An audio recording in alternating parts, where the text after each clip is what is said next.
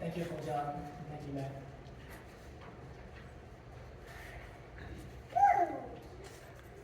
Last year, my son Jack approached my father with a very exciting idea. Yo-Yo should build an observation deck high above the trees surrounding his home so that we all could get an epic view of the valley below.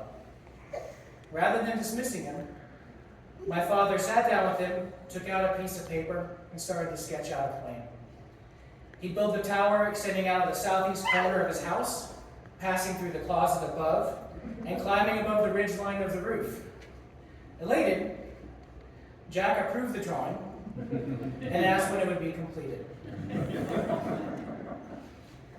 My wife and I, we watched that episode unfold with apprehension. And after Jack went upstairs, I looked my dad straight in the eyes and said, "Dad, do not punch a hole in your house to build a tower 50 feet above the driveway."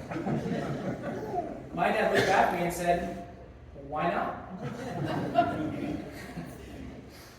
Those of us who knew and loved Joe Conway understand my take on that situation.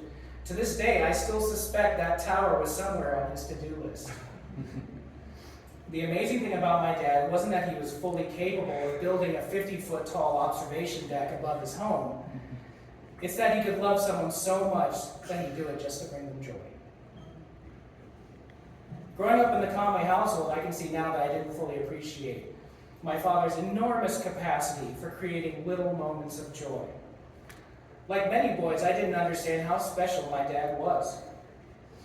One winter, when I was in middle school, we were treated to a particularly heavy snowfall outside of our home in St. Louis, Missouri. My sister and I were already outside when my father appeared with a small plastic trash can.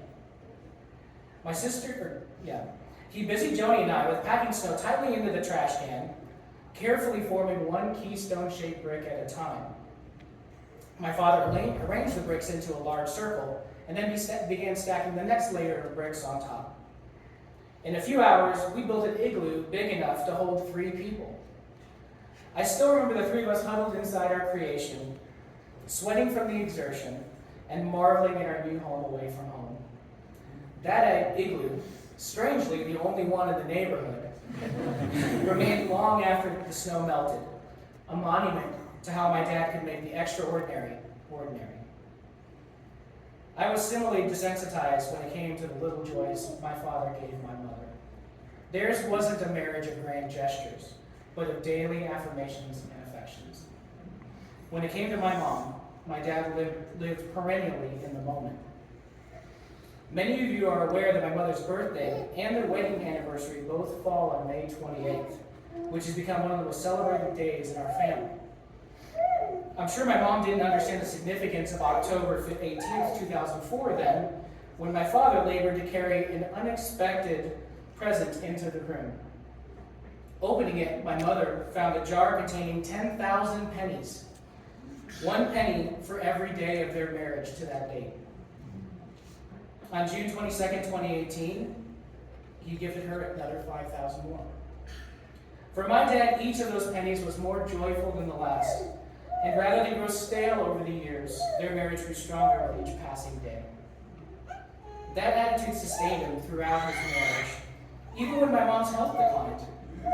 I remember having a brief conversation with him. We shared after my mom passed. Honestly, I had the audacity to ask him if he'd ever been tired of taking care of her. He responded without hesitation, "No, never." He said, "I woke up every morning and I looked over at her, and I knew if she was there, it was going to be a good day." Indeed, the life lessons my father taught me came alive when I started my own family. You can see my dad's fingerprints on my marriage to my wife Jenny, and in the way that I love and cherish my own children. I still have so much more to learn, and that was never more evident than when I saw my father around his grandchildren. Yo-Yo adored every single one of them, and there were no boundaries for what he would do with them and for them. It was a joy to watch how tenderly he held my infant nieces, nephews, and my own children, how patiently he played with them as toddlers, how engaged and animated he was with them as children. and how loving and supportive he was as they grew into teenagers and then into adults. Watching him with the Newsom family, and especially with my own children, one could see the full range of his capabilities as a father and his capacity for love, all at the same time.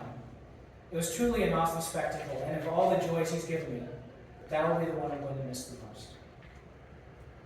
My father never feared death. His love for my mother and his incredible faith sustained him and prepared him for what was to come. We'll miss him in our worldly lives, but I can already feel his new presence in my life, as I have been praying to him constantly for his intercession this week.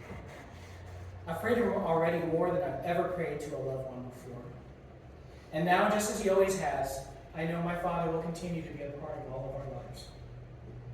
I spoke to my dad last Monday, shortly before he passed.